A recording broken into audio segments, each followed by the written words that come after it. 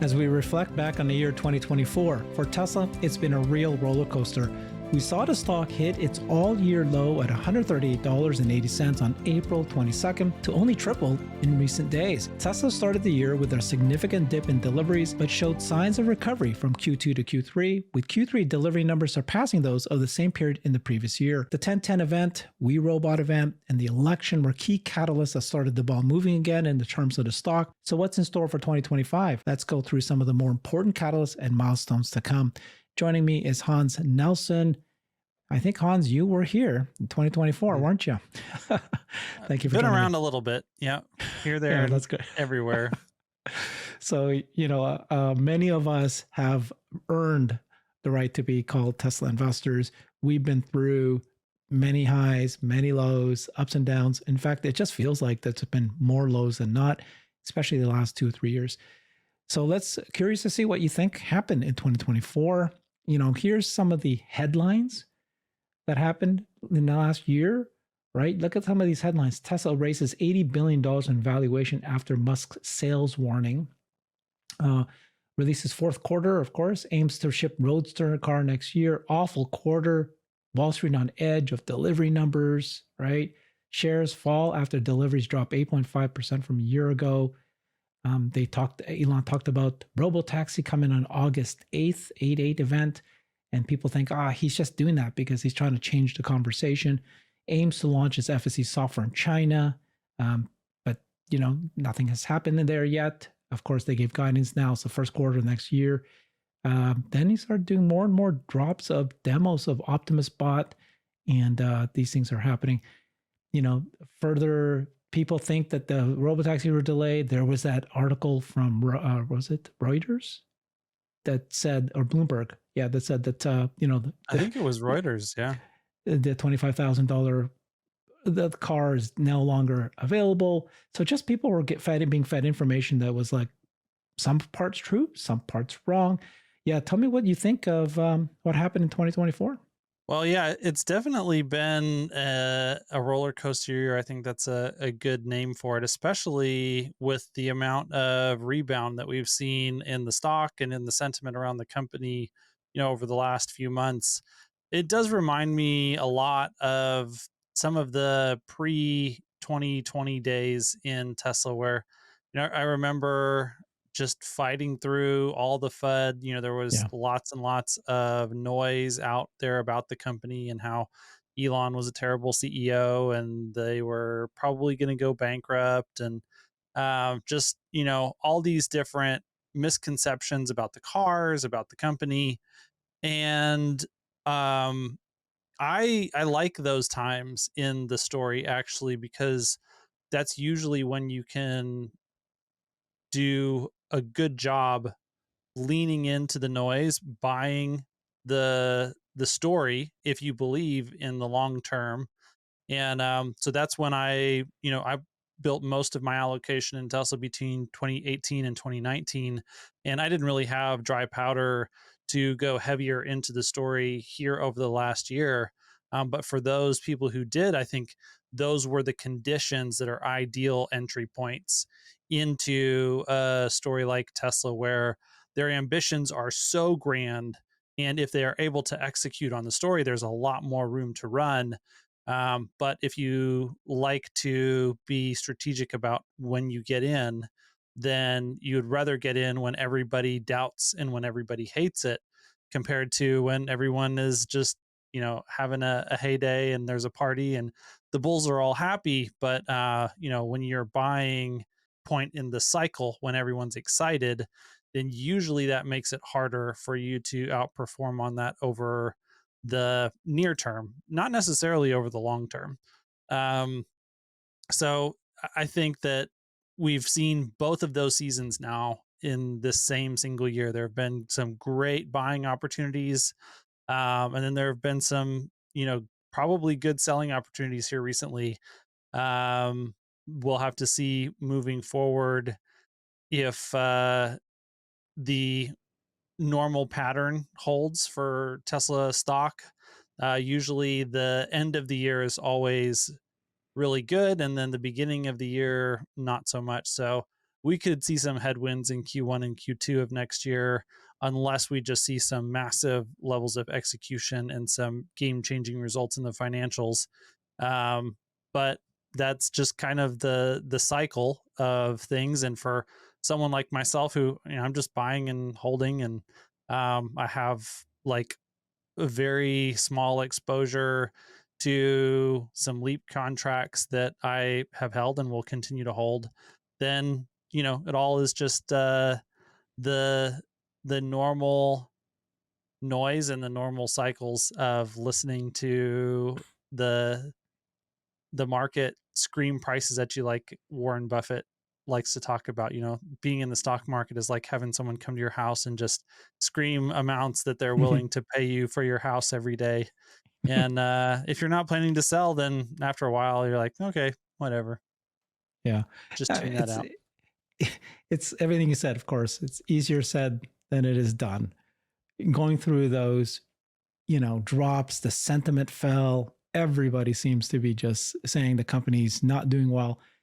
And it's hard because so I personally track, right? And I know you do too. It's about the business and the product. And are we seeing milestones? Are we seeing progress? But 2024, there were, some things that did not happen that we were expecting to happen. And that's why it's a little hard. I'm not saying that in any way was I ever influenced to think at all that Tesla's not going to succeed. No, it is. But it was just that, that it's been 3 years, right? The stock's been flat, went up, went down significantly the last 2-3 years. It's been flat. So we started getting through that mode of, is anything going to make this stock move? But we follow the milestones. That's what I've been doing. And here's, 2024. And it's actually a lot shorter than it was in 22 and 23. Of course, 24 is blown up like crazy, but 25, but 24, because things like, we thought Giga Nueva Leon groundbreaking, we thought there'd be another factory out there, and there was a lot of movement that it was about to happen, and then it didn't happen. We did continue to get bot demos, and that was very, very exciting, of course. At the very beginning of the year, most people were very doubtful that the bot was anything, but by the third month, with all the demos, not just from Tesla, but all the other robot companies, and then the ability to show them doing autonomous work was just amazing. And FSD, that was when we got to 12, right? Remember, that was the big, that was the defining moment. When 12 came, it was like, oh, end-to-end neural net is going to work. It's showing signs that was the actual thing, and yet it wasn't quite yet ready to do anything.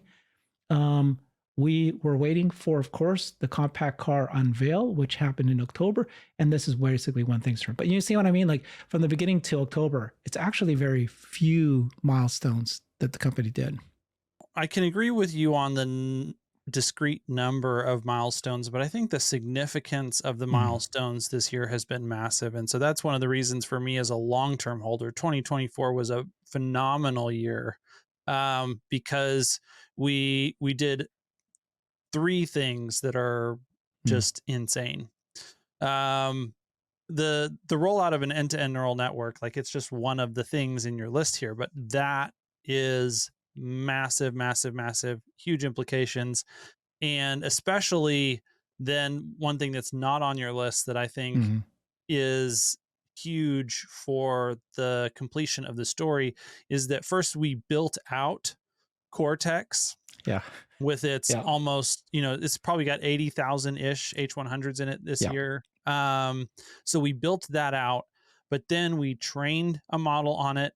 We shipped it to customers and it blew everyone away. So those 3 things, being able to build out a ginormous cutting edge cluster, probably when it was, so this is a little bit of speculation, but if the 50,000 cluster of H100s that Tesla had was coherent, then what that means is that Cortex was the first cluster beyond 30,000 H100 GPUs to be made coherent.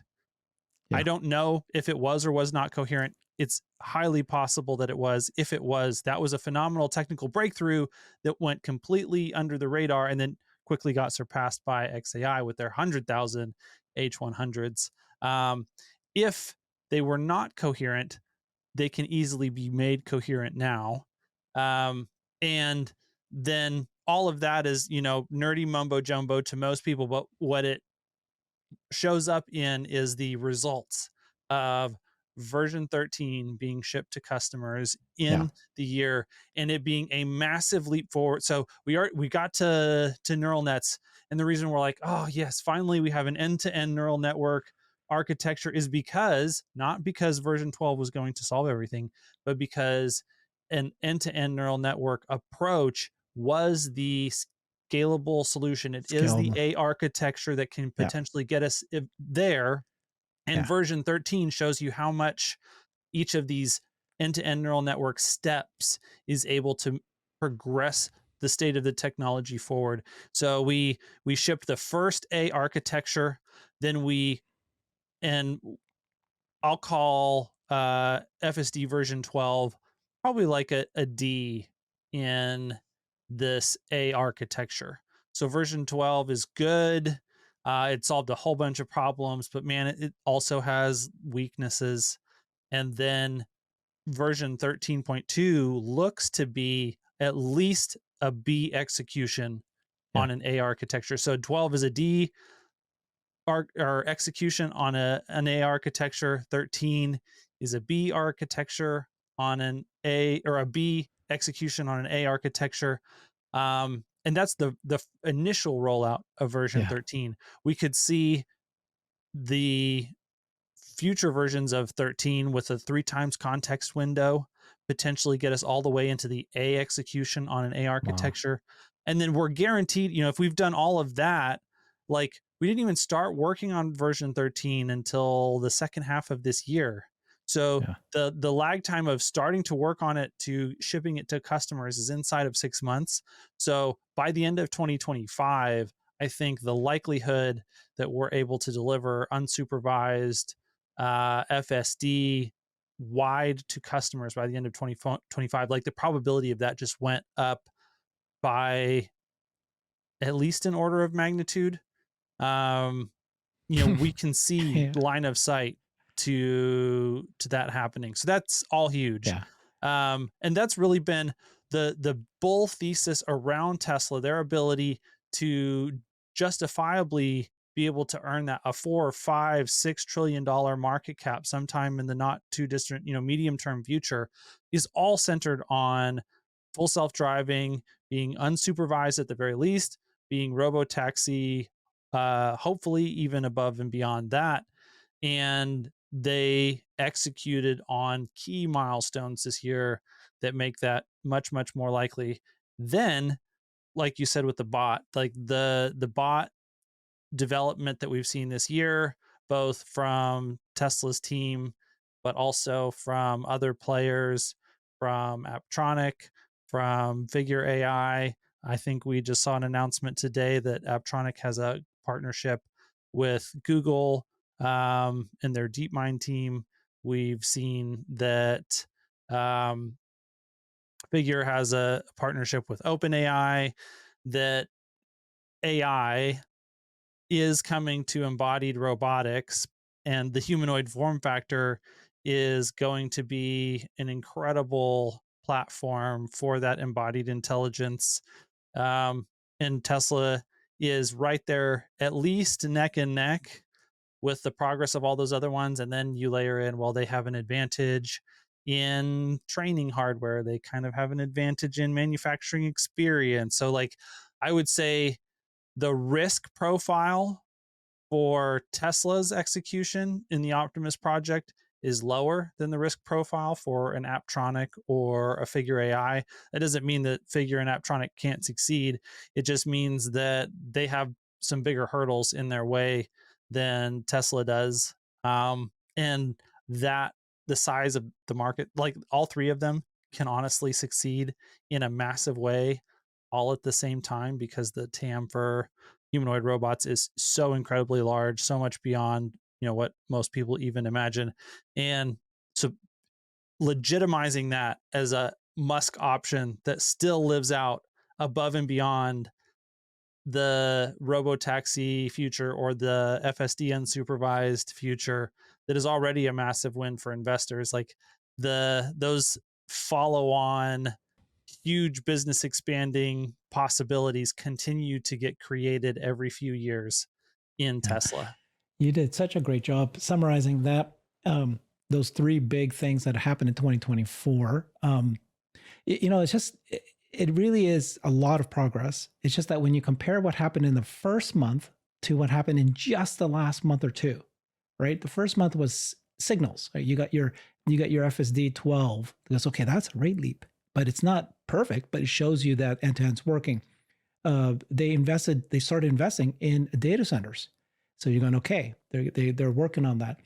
And then, then all of a sudden, by the last month of this year, 2024, that's when you saw 13. It really is an exponential curve scale up. Oh, they've actually did implement those two superclusters so quickly, so fast. And now you're going, okay. And then the bot, they finally showed you the bot almost clear to what they're calling V. It's actually the third version, but it's going to be V1 ready for next year for production. You can see it ready to go with the hands and so forth. So, you know what I mean? Like it's just this rise in the stock of the last 3 months, which was triggered because of the election. It's almost like it was because of the election, not because of the things we saw, which is everything is now coming together. Yeah. That's I mean, I definitely would attribute a lot of the gains to the election moving, like we've talked about, from a government headwind to a government tailwind. That's big. But I also can't discount the fact that Brad Gerstner just sold $1 billion worth of Uber so that he could invest in Tesla.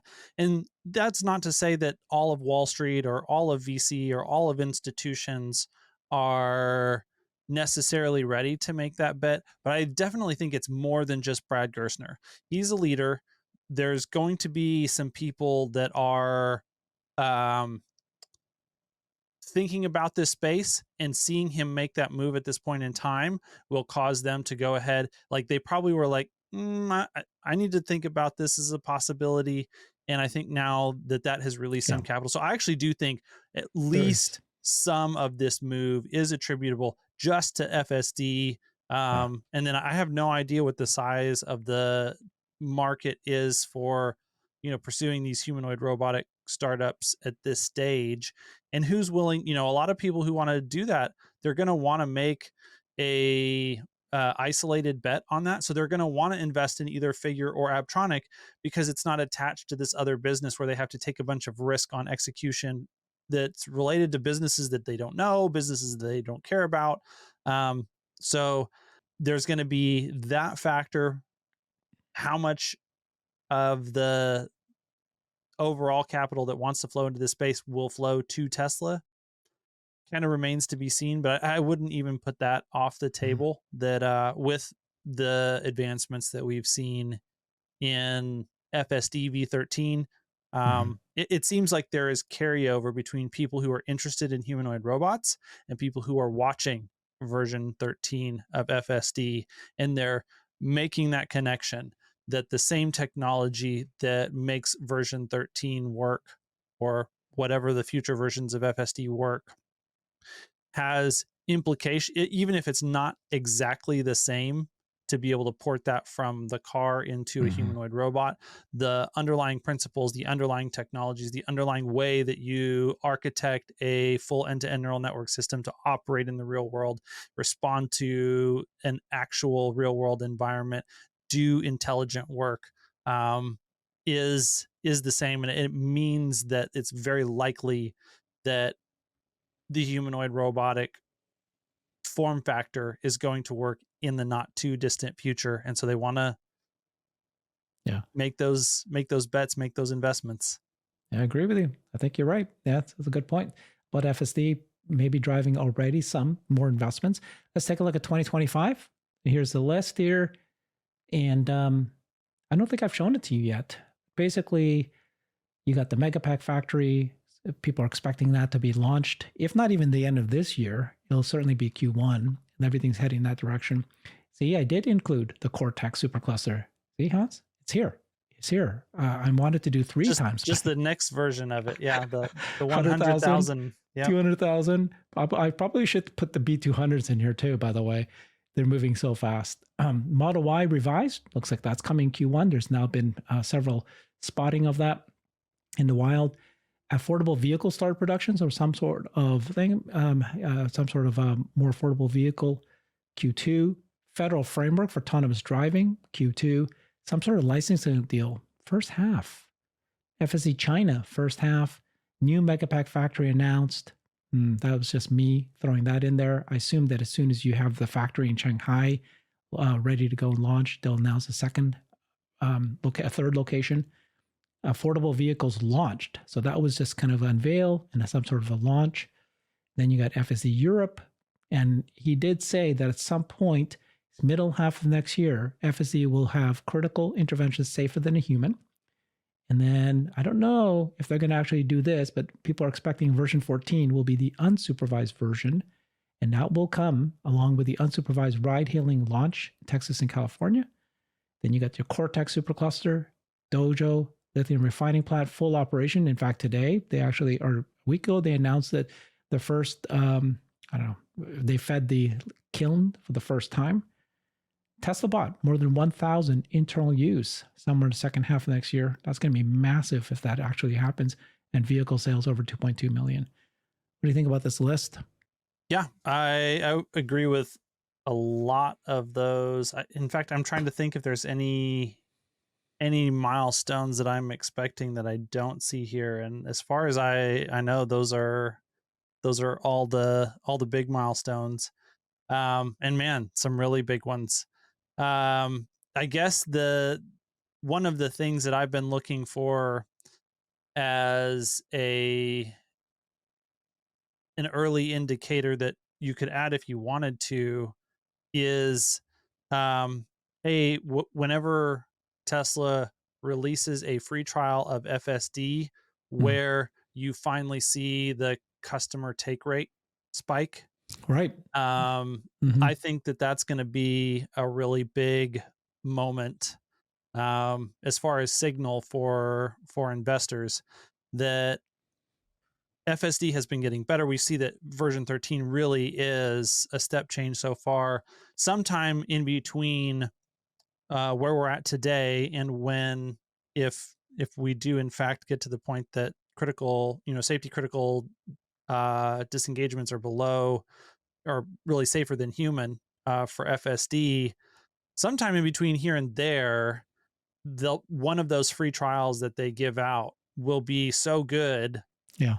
and they'll be willing to offer it at a price point that is so compelling that the monetization of FSD will hit an It's gonna inflection happen. point and start to take off.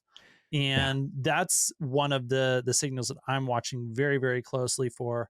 I think that that's an incredible point of opportunity in the story, depending on where Oh the man. macro is and all of the just the overall sentiment around the stock, because that's the point that signals the like legitimately in the financials will signal the shift from a hardware business to a software business. Think it's Um, enough? FSD revenue in a couple $1 billion. Is that enough to? well, so I It's got don't to know be. if it's. I'm not saying Yeah. that that's enough to change the narrative around the Yeah. story. I'm saying that that is the actual point The of the beginning. Yeah. separate where the separation begins. I think it will take some time Yeah. for the awareness of that then to work backwards into the minds of Wall Street, for people to Yeah. really pick up on that. But that's the first principles inflection point in my mind. So that will be huge. The other things that you have on here that are massive are, yeah, Dojo Gen 2 is big. More affordable vehicles are Of course. important for Oh, the you don't like think they're that's big? Hmm. so that's really important for the market. I Yeah. don't like it is execution that is to be expected based on like if they can't do that well, that really is a red flag, but I'm expecting them to do great. I'm expecting the vehicles that they roll out with to be great vehicles. I'm expecting the ramp up of manufacturing to be mostly smooth and not completely smooth, but relatively few hiccups. Um, I mean, just watch the ramp up of Cybertruck. Once it finally started, I think the ramp up of Cybertruck really blew away most people's expectations. I think that we can expect that type of a rollout once they begin delivering the new vehicles. But those are types of things that people have been pricing in for a while. Like Tesla needs to be selling more models, they need to be growing volumes.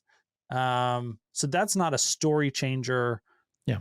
in my book for the long term of the company. That is a story changer for the types of people who invest based on show it to me. Um, that's just not me personally. So the 1,000 bots though, that is 1,000 bots working Yeah. in Tesla factories. That is a story changer for me Yeah, as for someone sure. who's looking at the Even long-term 500. future of the company. Yeah, even 100, just 100 Yeah. would be big. But if they can get anywhere close to 1,000, I think that 2025 really Hmm. is the year of proving the legitimacy of humanoid robots in businesses operationally. Yeah, And maybe I then should from put. there, things get Mhm. crazy. Like, do you think that they will show you 100, then 500, then 1,000? Or do you think that they will not show you until they have full scale? Like, They will but show us ahead of having a they thousand. will, won't they?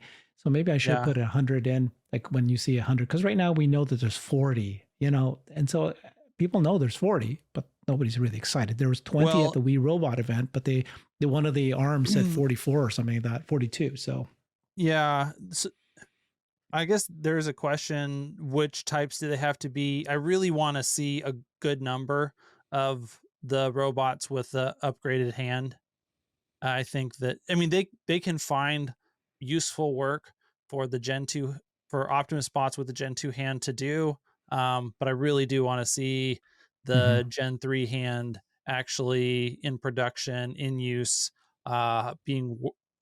getting reps on the line. I want to see the reliability of that tendon driven 22 degrees of freedom hand over, you know, tens of hours of operation per day for weeks and months on end. So that's Do you going to think, be yeah, important. I should add Cybercab a lot, like something about the Cybercab, basically, because we know that in 2026, that's when he said by 2026 we'll have full scale production. But do you think in 2025 they would say we started production? It's possible. You could put it on there definitely as an alternate. Like we might see it beginning to roll out in 2025. I would be a little bit surprised um, if they did that, because that would, they're not going to start delivering these things until they Well, obviously have yeah. So regulatory us, approval for something that doesn't have a gotcha. steering wheel and pedals. So, can you get that by the end of the year in 2025? Mhm, Maybe, but unlikely. I think that gotcha. 2026 is probably more likely. And you've got the most important thing is unsupervised ride hailing launch. And if you have unsupervised ride hailing launched, then you could potentially be putting some pre-production um, cyber cabs into that fleet, because you don't have to sell, like, for Tesla's own fleet, they're not selling that to a customer. I don't think it has to be rated for sale to a customer. So I don't know, like I don't know if it, like, release candidate car, can that be Yeah, that's what I'm operated thinking. in a Something like that. robo-taxi Probably not, like you fleet? said. I think you're Yeah, right. I don't know. Regulations. Good. Thank you so much, Hans. That was fantastic. We just covered what happened, the roller coaster year of 2024. Do you have a name for 2025? I think I asked this for the Mm. Cyber Bowls, and some people, the ignition, the year of ignition, the year of scale. You know, well, Yeah, I'll call it the Matchbox year. what's that? Just Oh, the like the light, like Yeah, that. like there's a lot Ignition, the of, year ignition. Okay, yeah, ignition's a good word. I'm or not sorry, not Matchbox. I'm thinking Tinderbox. Like okay, we're yeah. getting ready. I don't know that It's the Yeah. big, like there's some big stuff coming down the line a few years from now. We're not going to get there in 2025. The signs will be there next year, and we're stacking the gunpowder next year for Thank you so the much. big Yeah. explosion. Appreciate this, Hans. Have a good holidays. Appreciate you. Bye-bye. I've created a website that is the most comprehensive resource for the Tesla investor. Please check it out. Simply go to my website at herbertong.com.